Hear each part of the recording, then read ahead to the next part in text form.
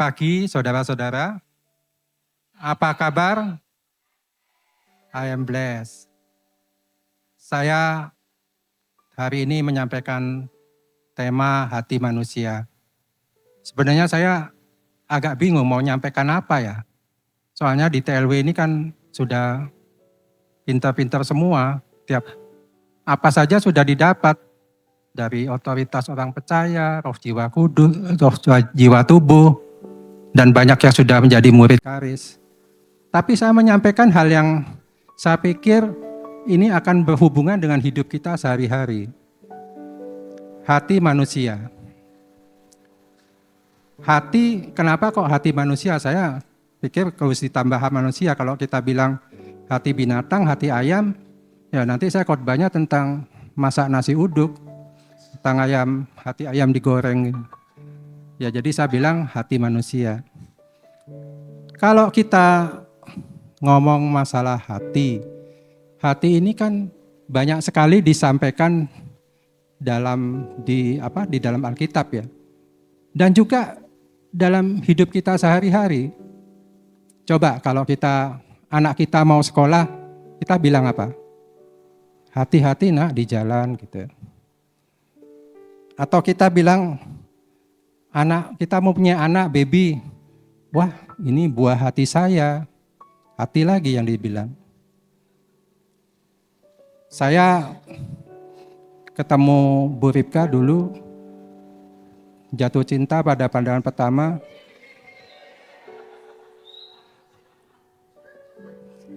Ya, jadi pujaan hati. Semua ini ngomong hati ya. Tapi yang paling bahaya ini apa? Kalau sudah sakit hati. Ada yang bilang lebih baik sakit gigi daripada sakit hati. Tapi ini mesti ditanyain dulu ke Pak Iwan benar atau tidak. Kalau sakit gigi lebih baik daripada sakit hati. Katanya itu ya kalau orang sudah sakit hati itu udah di sini rasanya. Itu seperti gambar yang di sana, artinya di sini katanya sakit hati. Jadi hati ini banyak sekali dalam hidup kita sehari-hari ya. Kita bercermin mengenai hati. Dan juga orang tuh kalau kita lihat, orang itu banyak melihat orang itu dari rupanya. Katanya don't judge the book by the cover. Jangan lihat buku dari sampulnya. Kadang-kadang kita ngelihat manusia itu baik ya. Senyum, tawa. Tapi hatinya siapa yang tahu? Orang Madura bilang, dalamnya lautan tuh bisa diukur. Tapi dalamnya hati siapa yang tahu? Itu kata orang Madura ya. Dan juga dalam Alkitab, kita banyak sekali menemukan ayat mengenai hati.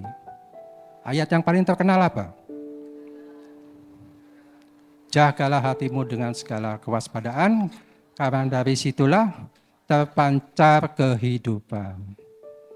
Hati yang gembira adalah obat, tetapi semangat yang patah mengeringkan tulang. Hati yang gembira adalah obat. Itu adalah kebenarannya, hati yang gembira adalah obat. Tapi kenyataannya, ya kalau obat ya kalau dokter yang ngeraciknya resep, ngasihnya apa ya? Antibiotik gitu. Karena biasanya obat itu hanya untuk menghilangkan simptomnya atau gejalanya. Tetapi akar dari segalanya sakit itu biasanya berasal dari hati. Demikian juga waktu Nabi Samuel mencari raja untuk orang Israel, mengumpulkan anak-anak Isai,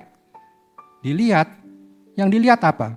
Yang dicari pasti ini yang paling ganteng yang jadi raja, pasti.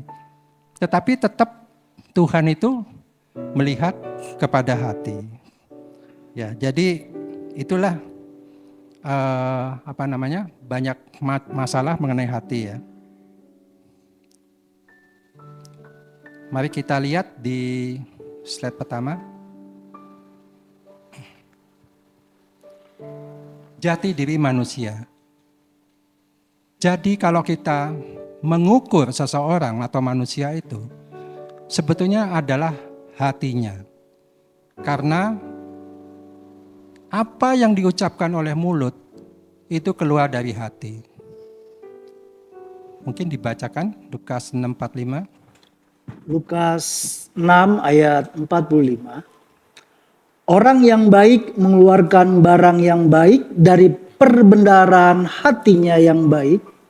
Dan orang yang jahat mengeluarkan barang yang jahat dari perbendaharaannya yang jahat. Karena yang diucapkan mulutnya meluap dari hatinya. Apa yang diucapkan mulut keluar dari hati.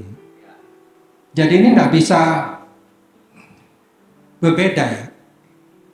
Tidak mungkin orang yang jahat mulutnya itu bisa ngomong baik. Suatu saat pasti itu akan meluap dari mulutnya.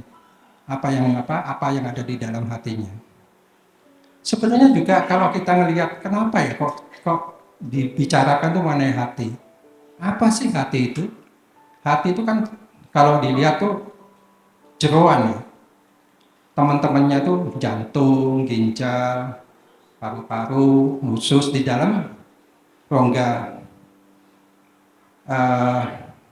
perut kita ya. Liver. Tapi kenapa kok hati itu begitu penting? Terus kenapa disebut hati itu bisa, apakah hati itu punya pikiran? Kita baca di dalam Markus pasal 7 ayat 21 sampai 22. Markus 7 ayat 21 dan 22. Sebab dari hati orang timbul segala pikiran jahat, percabulan, pencurian, pembunuhan, perzinahan, keserakahan, kejahatan, kelicikan, hawa nafsu, iri hati, hujat, kesombongan, kebebalan. Sebab dari dalam hati timbul segala pikiran jahat. Kadang-kadang kita berpikir, berarti hati itu bisa berpikir. Sebab dari dalam hati timbul segala pikiran jahat. Padahal kita berpikir, pikiran itu selalu dari otak manusia. Tapi di sini disebutkan dari dalam hati timbul segala pikiran jahat. Slide kedua.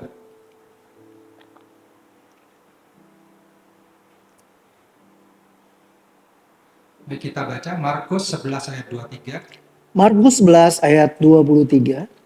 Aku berkata kepadamu, sesungguhnya barang siapa berkata kepada gunung ini, beranjaklah dan tercampaklah ke dalam laut, asal tidak bimbang hatinya, tetapi percaya bahwa apa yang dikatakannya itu akan terjadi, maka hal itu akan terjadi baginya.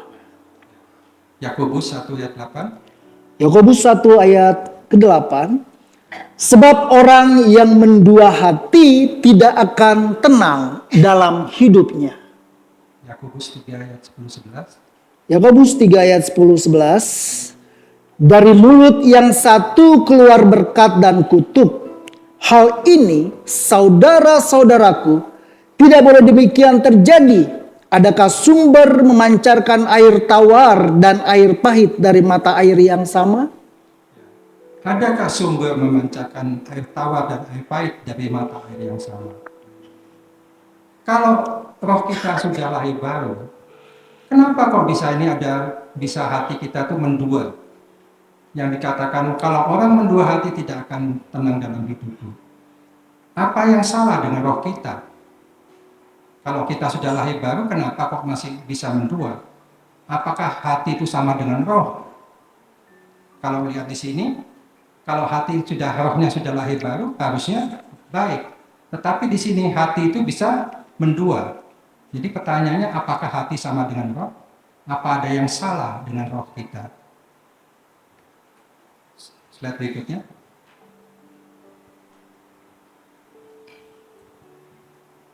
Roh manusia tetap berdosa dan mati, digantikan roh yang baru, yang benar dan kudus oleh kelahiran kembali, lahir baru. Jadi, saudara, waktu Adam dan Hawa jatuh ke dalam dosa, hatinya masih tetap bersatu, tetapi hati yang sudah mati, jauh dari Tuhan. Waktu kita lahir baru, roh yang baru ini bersatu dengan roh Kristus yang sudah masuk ke dalam hati kita.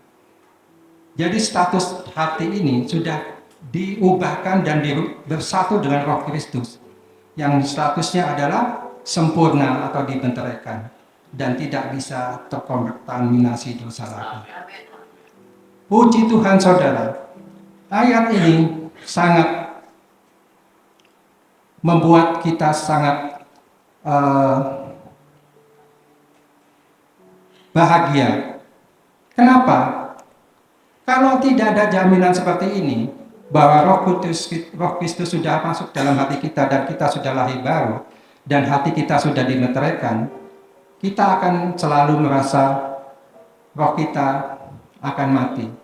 Tetapi dengan proses kelahiran baru ini, sesuatu sudah sempurna di dalam hati kita, dan hati kita itu sudah dimeteraikan. Dimeteraikan itu artinya sudah disegel dan tidak bisa berubah lagi. Tidak bisa berubah besok mati lagi, hidup lagi, enggak. Tetapi sekali dimeteraikan sudah dimeteraikan kalau kita mengalami proses lahir baru ini.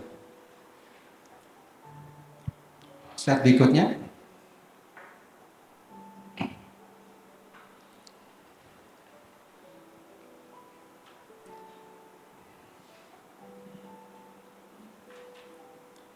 Kelahiran baru itu merupakan suatu proses yang terjadi seketika atau instan. Kita baca di 2 Korintus 5 ayat 17. 2 Korintus 5 ayat 17. Jadi siapa yang ada di dalam Kristus, ia adalah ciptaan baru. Yang lama sudah berlalu. Sesungguhnya yang baru sudah datang. Puji Tuhan. Kelahiran baru merupakan proses yang terjadi seketika, keselamatan instan. Jadi siapa yang ada di dalam Kristus, ia adalah ciptaan baru, kita baru. Yang lama sudah berlalu, sesungguhnya yang baru sudah datang. Jadi roh manusia ini sudah baru. Dan proses ini terjadi secara seketika. Tetapi roh kita yang seketika diubahkan, bagian jiwa kita masih dalam proses diubahkan. Itu yang disebut dengan keselamatan progresif. Selanjutnya. Jadi kalau lahir baru, apakah setelah lahir baru kita dapat berdosa lagi? Jika kita berdosa, sebetulnya tidak ada partisipasi daripada roh kita. Yang berbuat dosa itu adalah karena jiwa kita yang mengizinkan. Di dalam roh yang baru terdapat pikiran-pikiran Kristus dan buah-buah roh.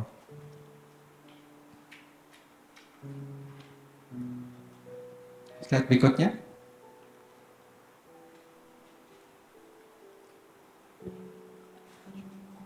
Roh, jiwa, dan tubuh.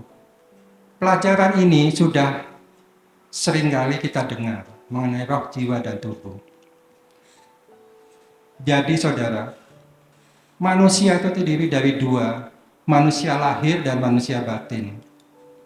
Kalau batin itu udah hubungannya sangat ini ya, yang nggak bisa dilihat. Jadi yang disebut manusia batin itu roh dan jiwa.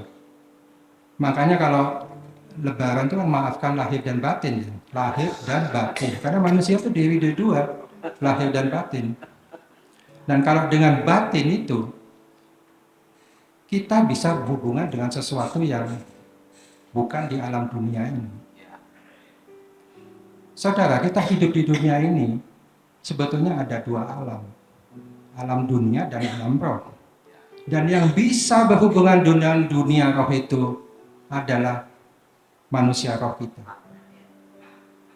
Jadi Kalau saudara kemarin ngikutin Grace and Faith, penjelasannya Pak Andri Bumet, di dalam dunia kita sekeliling kita ini, ada seperti kalau ibaratnya itu sinyal. Ada sinyal wifi misalnya, sinyal radio atau sinyal-sinyal apa yang tidak bisa kita lihat. Bentuknya itu tidak kelihatan. Tetapi kalau kita mempunyai antena atau punya modem, kita bisa menangkap sinyal itu sehingga bisa connect. Jadi kebanyakan manusia ini memang berhubungan dengan yang bisa kita lihat. Karena kita tuh banyak dipengaruhi oleh panca indera kita. Sedangkan di dalam jiwa kita, itu ada pikiran, perasaan, dan kehendak. Jadi kalau kita melihat, sebenarnya satu-satunya informasi terpercaya mengenai roh, satu-satunya info, hanya firman Allah yang bisa menjelaskan mengenai roh kita. Kalau psikiater kita datang, yang diperiksa itu apa? Ya cuma jiwa dan tubuh tahunya. Ini orang, makanya kan tidak ada orang dibilang sakit roh ya, sakit jiwa dibilang. Karena apa? Yang diperiksa itu jiwa dan tubuh yang diinin. Dan juga orang zaman dulu juga ngomong, dalam tubuh yang sehat terdapat jiwa yang sehat, bukan roh yang sehat kan? Mens sana in corpore sanum. Masih ingat nggak ya? Jadi orang tidak mengerti bahwa ada satu unsur lagi, yaitu roh tadi yang sudah dimeteraikan. Kita orang Kristen, orang yang percaya Tuhan Yesus, yang sudah lahir baru, sebetulnya adalah orang yang paling berbahagia di dunia ini. Kenapa saya bilang berbahagia?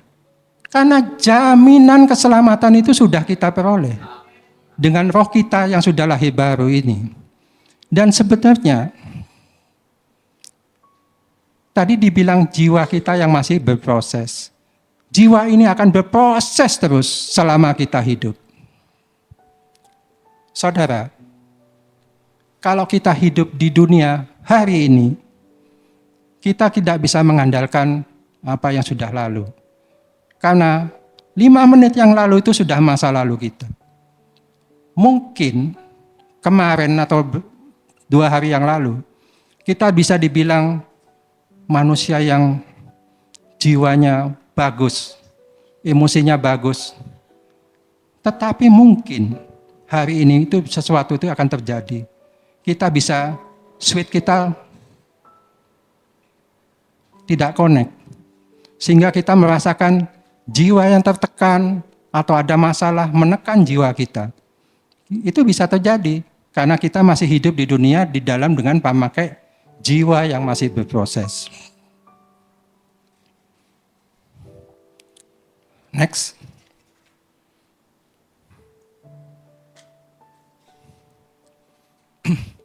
Ini saya banyak baca ayat firman Tuhan ya.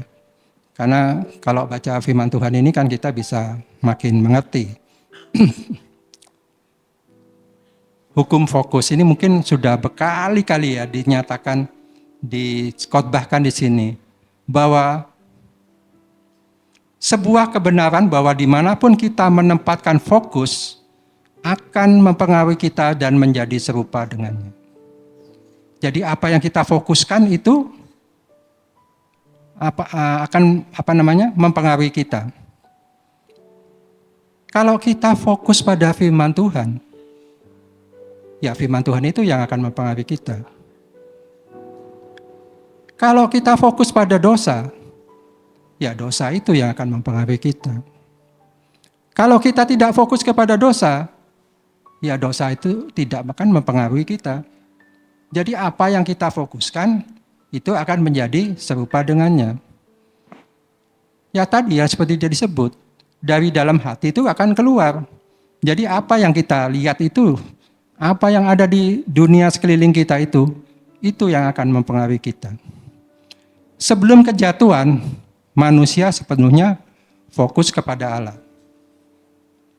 Tapi coba saudara pikir ya, waktu Adam dan Hawa ada di Taman Eden. Adam dan Hawa itu bergaulnya sama siapa ya? Boleh ada yang bantu jawab saya? Binatang ya pasti ya diciptain. Sama siapa? Sama Allah. Allah pasti bercakap-cakap dengan Adam dan Hawa setiap hari. Belum jatuh dosa ya. Iblis belum masuk gitu. Tetapi waktu jatuh ada penggodaan iblis kepada Adam dan Hawa.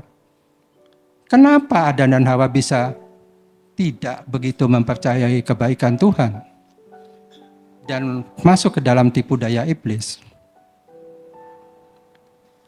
Sebetulnya kalau dipikir tadi kan apa yang kita fokuskan itu yang akan ini. Ya ini kan fokusnya sama Tuhan. Kenapa bisa jatuh ke dalam dosa? Memang waktu Adam dan Hawa kan belum ada wifi, belum ada Facebook, multimedia. Apa yang mempengaruhi pikirannya? Hanya bercakap-cakap dengan Tuhan. Kalau ngobrol dengan binatang ya nggak mungkin ya. Nggak ngerti bahasanya. Tetapi kok bisa apa yang difokuskan itu, Adam bisa menjadi jatuh ke dalam dosa. Jadi memang hubungan dengan Tuhan ini memang harus dibangun setiap saat ya. Sehingga ada hubungan intim dengan Tuhan setiap hari. Makanya saya bilang Adam dan Hawa waktu digoda Tuhan, digoda setan, bisa jatuh dalam godaan setan. Padahal sebetulnya nggak banyak yang mempengaruhi unsur-unsur dari luar itu yang mempengaruhi. Nah sekarang kalau kita bayangkan kita nih yang masih hidup di dunia ini, coba sekarang apa yang mempengaruhi kita. Begitu keluar kita dari sini, apa aja bisa mempengaruhi kita. Apa yang terjadi dengan hati kita? Apa enggak begitu mudahnya orang itu jatuh kepada dosa? Ini yang bisa jadi bahan perenungan kita ya. Kita jadi baca lagi Roma 12 ayat 1 dan 2. Roma 12 ayat 1 dan 2.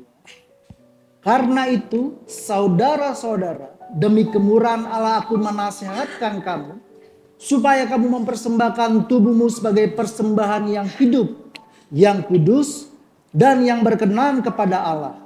Itu adalah ibadahmu yang sejati. Janganlah kamu menjadi serupa dengan dunia ini, tetapi berubahlah oleh pembaharuan budimu, sehingga kamu dapat membedakan manakah kehendak Allah, apa yang baik, yang berkenan kepada Allah, dan yang sempurna. Puji Tuhan. Jadi jangan menjadi serupa dengan pola pikir dunia. Ini menjadi sesuatu yang kita hadapi sehari-hari. Pola pikir dunia. Karena segala informasi dari dunia ini akan masuk ke dalam pikiran kita. Tapi yang paling penting saudara, jangan sampai pikiran dari dunia itu ngontrak di dalam pikiran kita. Jangan kita buka kos-kosan dalam pikiran kita. Kalau sudah ngontrakin ke pikiran dunia ini, itu yang paling bahaya. Karena kita sudah buka kos-kosan di dalam pikiran kita. Orang tuh masuk pikiran ini. Itulah perlunya hubungan intim dengan Tuhan setiap hari ini. Next.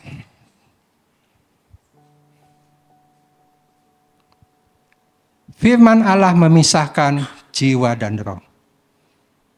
Kita baca Ibrani 4 ayat 12. Ibrani 4 ayat 12.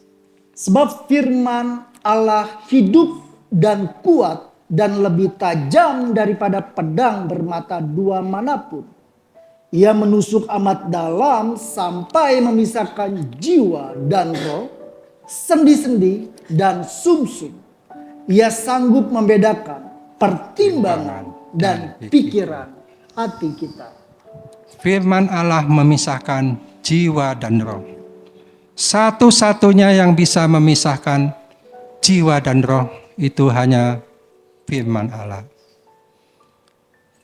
Jadi hati manusia yang tadi sudah jatuh dengan dosa, dipisahkan oleh firman Allah menjadi jiwa dan roh.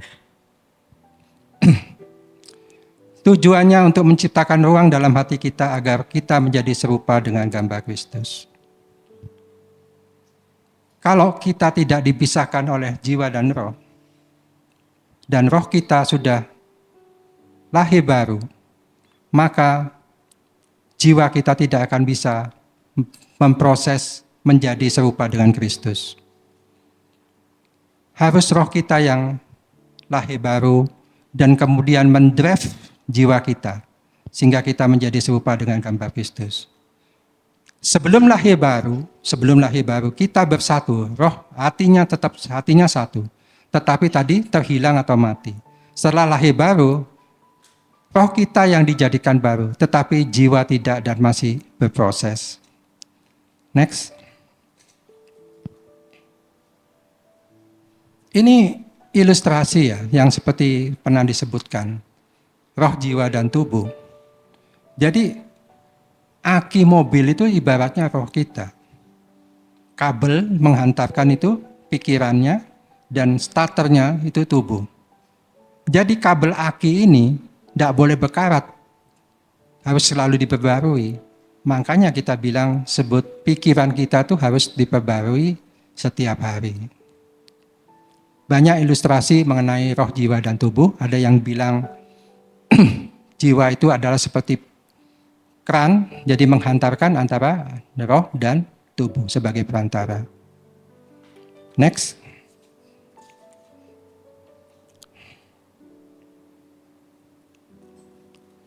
Setelah lahir baru, roh kita sudah tadi dijadikan baru, tetapi jiwa tidak. Ketika roh yang baru dan jiwa kita mulai selaras, maka kehidupan Allah akan mengalir keluar. Yohanes 7 ayat 38-39. Yohanes 7 ayat 38 dan 39. Barang siapa percaya kepadaku, seperti yang dikatakan oleh kitab suci, dari dalam hatinya akan mengalir aliran-aliran air hidup. Yang dimaksudkannya ialah roh yang akan diterima oleh mereka yang percaya kepadanya. Sebab roh itu belum datang, karena Yesus belum dimuliakan. Ya. Jadi setelah lahir baru, roh kita tuh dijadikan baru, tetapi tadi jiwa tidak. Masalah akan terjadi adalah karena kita harus mensinkronkan atau menselaraskan jiwa kita dengan roh kita yang tadi baru. Barulah maka kehidupan Allah itu akan mengalir keluar.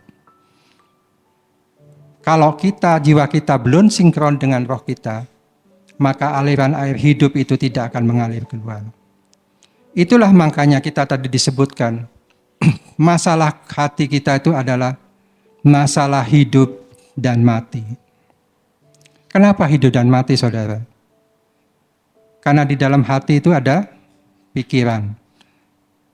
Apa yang saudara pernah berbuat baik akibat salah perkataan sekali, maka semua akan menjadi masalah. Hati kita ini masalah hidup dan mati. Hanya karena masalah perkataan, orang bisa akan menderita seumur hidupnya dan akan mengakibatkan sesuatu yang merugikan. Amsal 18 ayat 18-21. Amsal 18 ayat 21. Hidup dan mati dikuasai lidah. Siapa suka mengemakannya akan memakan buahnya. Ya. Hidup dan mati dikuasai lidah. Siapa suka menggemakannya akan memakan buahnya. Jadi kita harus berhati-hati menguasai hati kita. Karena kalau hati kita sampai keluar menjadi perkataan kita, ada sesuatu konsekuensi yang harus ditanggung kalau itu adalah sesuatu yang bermasalah. Jika hati kita tawar, tidak ada yang mengalir keluar. Jika hati kita tidak tawar, akan ada aliran-aliran air hidup yang akan mengalir keluar. Next.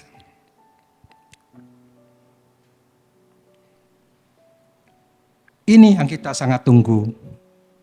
Manifestasi. Pertanyaannya bagaimana kita tuh bisa bermanifestasi? Semangat yang patah, kekalahan diganti dengan sukacita. Damai sejahtera kemenangan. Kesembuhan itu yang kita punya. Pengurapan, kelepasan, kemenangan, kemakmuran. Mulai bermanifestasi. Itulah syaratnya jika memang hati kita, jiwa kita mesti selaras dengan roh kita. Iman yang ada dalam roh kita yang telah lahir baru akan berada dalam jiwa kita. Next. Perjalanan menyatukan hati. Saudara, selama kita hidup di dunia, perjalanan kita menjadi murid Kristus. Sebelum lahir baru, roh kita mati dan jiwa kita yang berkuasa. Jiwa ini ingin selalu memegang kendali. Harusnya jiwa itu tunduk pada roh. 1 Korintus 15 ayat 22. 1 Korintus 15 ayat 22.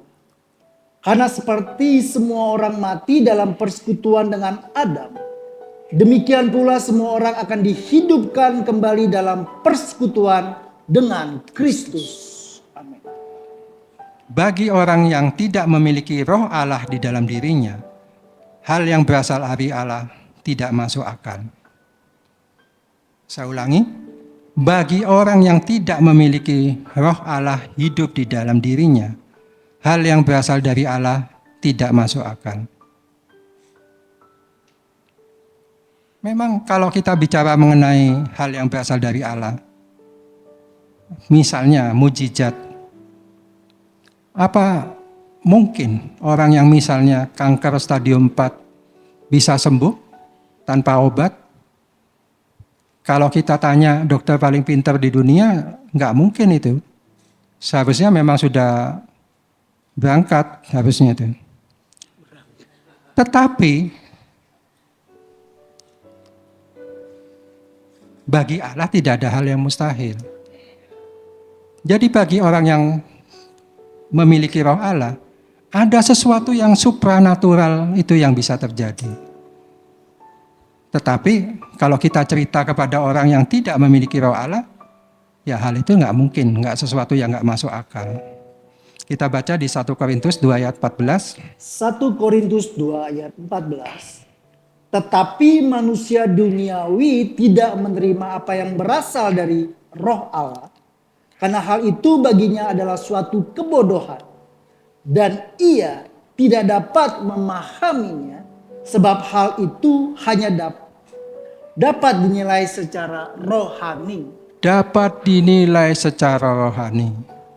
Jadi kalau kita ngomong ini ya, antara orang yang tidak percaya dengan orang percaya, ya sampai katanya apa, Pak Iwan ayam tumbuh gigi nggak bakal ketemu. Itu ngomongin, yang satu ngomong manusia punya percaya roh Allah, satu tidak. Ya nggak mungkin dia bisa apa mempercayainya. Karena apa? Bagi dunia itu adalah suatu kebodohan, nggak mungkin. Yang mungkin begini secara fakta, bukan kebenaran. Seperti tadi yang saya ceritakan bahwa hati gembira adalah obat, nggak mungkin. Nggak mungkin hati gembira itu obat. Obat itu ya harus sesuatu yang diminum. Beda antara itu. Next.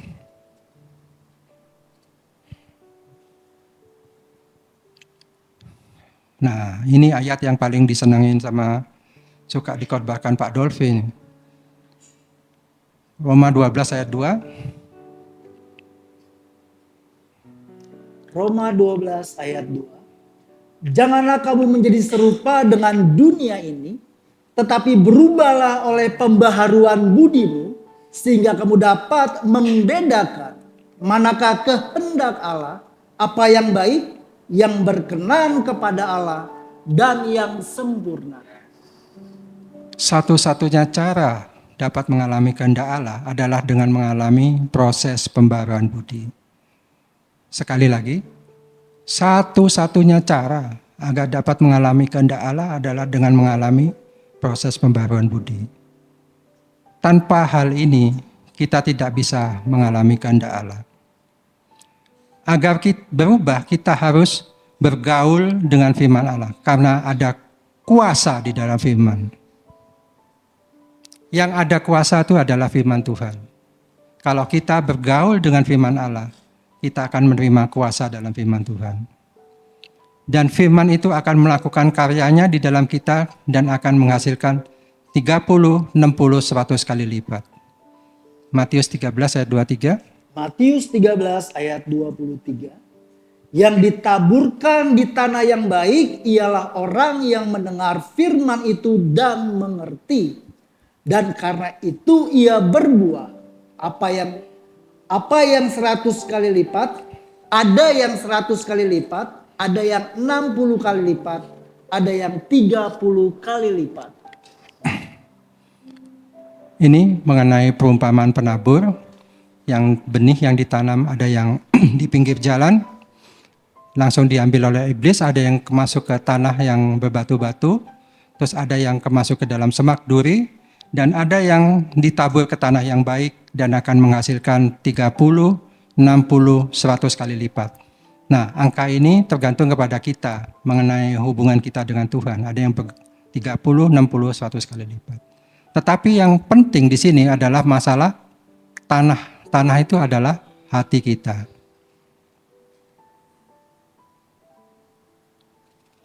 Next.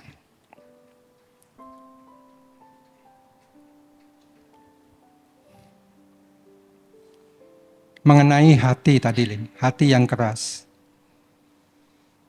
Hati yang keras ini bukan berarti hati yang bukan hanya seperti hati yang jahat. Tetapi yang dibilang hati yang keras itu adalah adanya ketidakpercayaan. Antara percaya dan tidak percaya itu, kalau orang bilang itu beda tipis, saudara. Antara percaya dan tidak percaya itu. Saya dulu pernah mengilustrasikan mengenai orang yang pemain akrobat di jeram Niagara antara mau nyebrang dari kiri ke kanan. Pertama, orang dia pakai tali, suruh jalan di atas tali. Orang-orang pada bertepuk tangan. Ditanya, kamu percaya nggak bisa lewat dari ujung satu ke ujung satu? Percaya, orangnya lewat. Sampai sana senang semua, tepuk tangan semua. Ayo balik lagi, percaya nggak? Bisa, jalan lagi dari kiri. Terus terakhir suruh naik sepeda di atas tali itu. Ayo siapa yang berani bonceng sepedanya, jalan dari sini ke sini? Nggak ada, yang mingkem semua mulutnya. Nggak ada yang berani. Ternyata ada satu orang yang berani dan ternyata itu anaknya. Jadi antara percaya dan mempercayakan diri itu beda tipis. Iblis juga percaya sama Tuhan, ada Tuhan. Tetapi orang yang mempercayakan diri pada Tuhan, itulah sebetulnya seperti ilustrasi tadi. Hanya orang yang bergaul erat dengan Tuhan yang bisa mempercayakan dirinya kepada Tuhan. Selama orang hidup di dunia, saudara, selama masih ada daya upaya yang dia bisa perbuat, orang itu masih memikirkan Tuhan itu plan nanti. Plan terakhir yang sudah, kalau kita sudah mentok, tidak ada lagi yang bisa kita upayakan. Hopeless, sudah benar-benar saya nggak bisa apa-apa. Baru nangis ke hadapan Tuhan.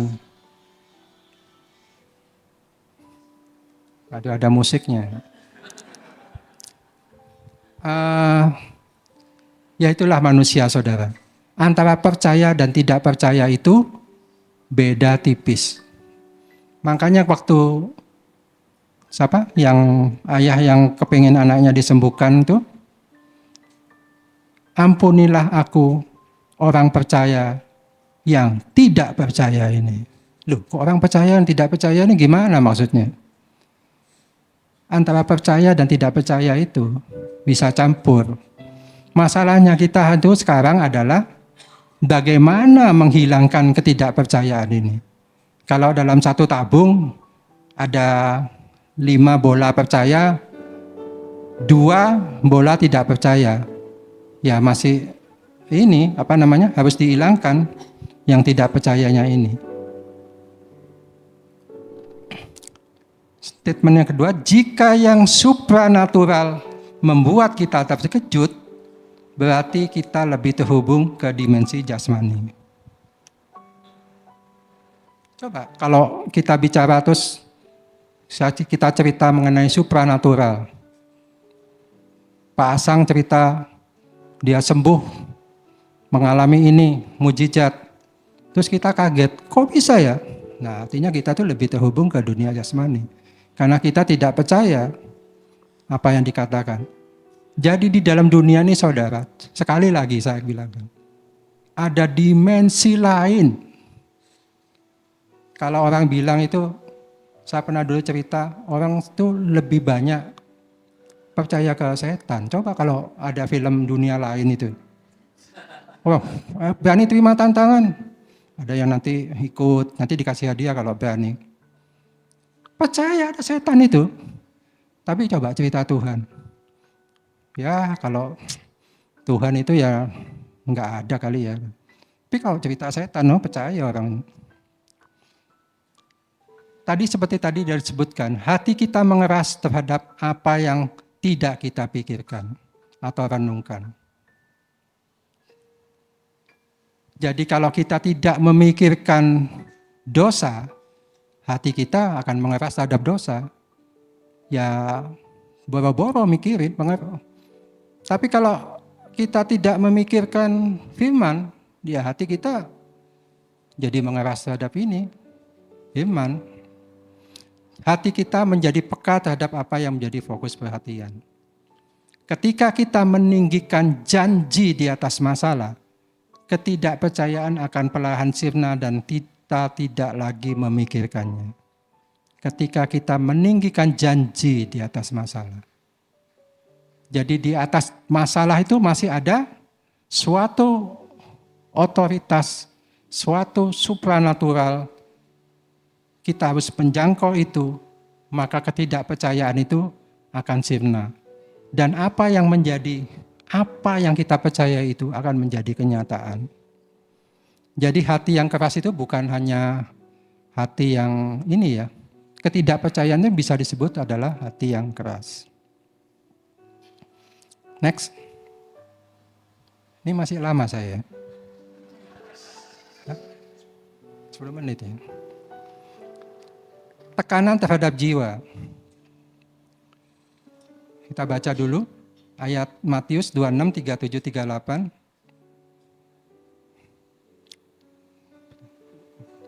Matius 26 ayat 37 dan 38. Dan ia membawa Petrus dan kedua anak Zebedius sertanya. Maka mulailah ia merasa sedih dan gentar. Lalu katanya kepada mereka, hatiku sangat sedih seperti mau mati rasanya. Tinggallah di sini dan berjaga-jagalah dengan aku. Saudara, dengan membaca ayat ini, mari kita membayangkan apa yang dirasakan Yesus pada saat dia ada di Taman Getsemani. Dikatakan di sini, hatiku sangat sedih seperti mau mati rasanya. Ini jiwanya ya yang rasakan. Dia minta kepada murid-muridnya, tinggallah di sini dan jaga-jagalah. Yesus merasa sedih dan gentar sebagai manusia. Kalau bisa, cawan pahit ini lewat daripadaku. Itu manusianya yang bilang. Tetapi biarlah kehendak-Mu yang terjadi. Yesus taat kepada Bapa. Hanya Yesus yang mampu membayar terhadap harga yang harus dibayar. Tidak ada yang bisa membayar harga keselamatan itu, saudara. Jadi walaupun kita ini ibaratnya adalah orang yang paling kaya di dunia ini. Anggap aja lah Elon Musk lah. Kalau dia tidak percaya Tuhan dan hari ini berangkat ke surga, meninggal, ya game itu sudah. Tidak ada lagi yang bisa membayar itu. Jadi saudara bisa membayangkan berapa mahal harga yang harus dibayar oleh Yesus. Yang dipikul oleh Yesus itu adalah bukan cuma dosanya Sugianto. Dosa seluruh umat di dunia ini ditimpakan kepadanya. Yang buat Yesus kesakitan selain pukulan yang diderita sampai mukanya tidak berbentuk manusia lagi. Tetapi harga yang harus dibayar. Di pundaknya lah semua dosa dan kutuk dipikul oleh Yesus. Dan Yesus taat kepada itu. Hanya satu-satunya Yesus jalan untuk datang kepada Bapa. Hanya satu-satunya jalan datang kepada Bapa. Saudara harus mempercayai hal itu. Bukan banyak jalan menuju Roma katanya. Banyak jalan menuju Madura. Bisa lewat naik kapal, Sekarang ada pesawat bisa ke sana. Tapi jarang. Kebanyakan naik bis. Tapi untuk ke surga, cuma Yesus satu-satunya jalan. Ini statement saudara. Bukan iya atau tidak. Saudara kalau sampai belum mempercayai hal ini, coba saudara berpikir, apakah kita sudah lahir baru? Dengan senantiasa menundukkan diri, berdoa, menyangkal diri, menyelaraskan diri dengan firman Allah. Yesus benar-benar mati terhadap dirinya sendiri. Sebelum tubuh fisik Yesus mati di kayu salib, jiwa Yesus sudah mati di Taman Getsemani.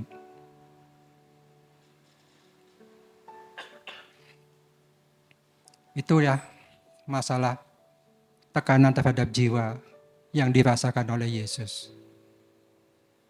Selama kita hidup di dunia, saudara, kita juga menghadapi banyak tekanan terhadap jiwa kita. Tetapi apakah tekanan terhadap jiwa kita lebih berat daripada yang dirasakan oleh Yesus? Yesus sudah membukakan jalan kepada kita. Bahwa apa yang paling berat di dunia ini sudah Dia tanggung. Jadi sakit penyakit kita, kutuk, beban dosa kita, semua akses itu sudah diberikan kepada kita dan sudah ada di roh kita. Karena tadi dibilang roh kita sudah merger dengan roh Yesus dan dijadikan baru. Sudah dimeteraikan. Jadi artinya roh kita sudah roh yang baru. Satu poin sudah selesai saudara. Masalah jiwa ini yang masih harus diselaraskan setiap hari dengan Yesus. Next.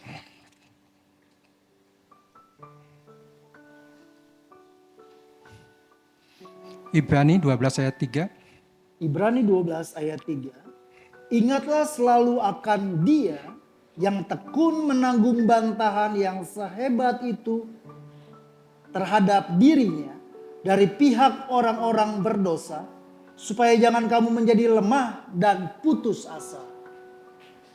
Matius 11, 12, 28, 30. Matius 11 ayat 28 sampai 30. Marilah kepadaku semua yang letih lesu dan berbeban berat. Aku akan memberikan kelegaan kepadamu. Pikulah kuk yang kupasang dan belajarlah padaku. Karena aku lemah lembut dan rendah hati. Dan jiwamu akan mendapat ketenangan. Sebab kuk yang kupasang itu enak dan bebanku pun ringan. Puji Tuhan.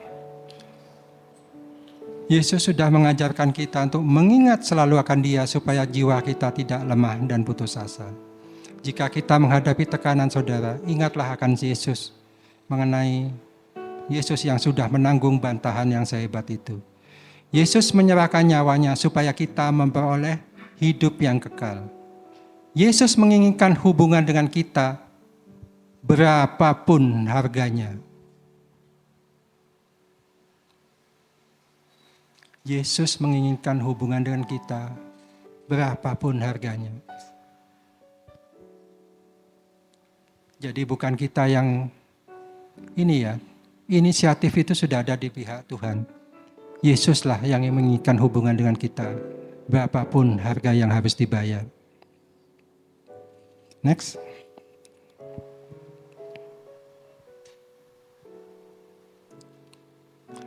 Ketika berada dalam tekanan adalah saat yang tepat untuk berjaga-jaga dan berdoa. Salah satu pencobaan yang disiapkan musuh adalah melakukan sesuatu. Ketika kita berada dalam tekanan yang berat, saat yang tepat untuk berjaga-jaga dan berdoa.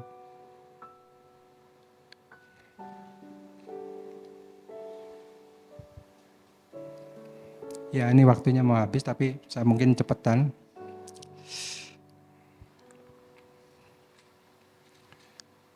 Ketika Yesus dicobai, Yesus dipancing oleh iblis untuk melakukan sesuatu. Merubah batu menjadi roti, melompat dari bubungan bait Allah, suruh menyembah Dia. Tetapi Yesus menjawab dengan firman Tuhan. Salah satu pencobaan yang disiapkan musuh adalah, lakukan ini. Tetapi Yesus menjawab dengan firman Tuhan. Banyak orang yang menghadapi tekanan, lari dari tekanan itu. Tetapi mencari hal yang hanya untuk pelarian sesaat. Tetapi adalah, Yesus bilang, berjaga-jaga dan berdoa seperti yang dilakukan oleh Yesus. Next.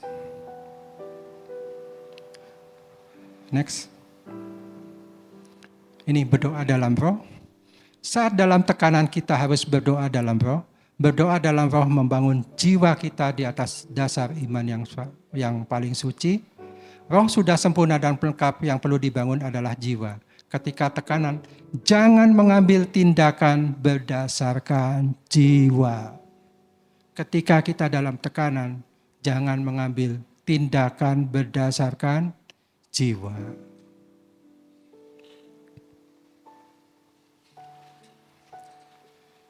Saya langsung loncat ke closing aja ya.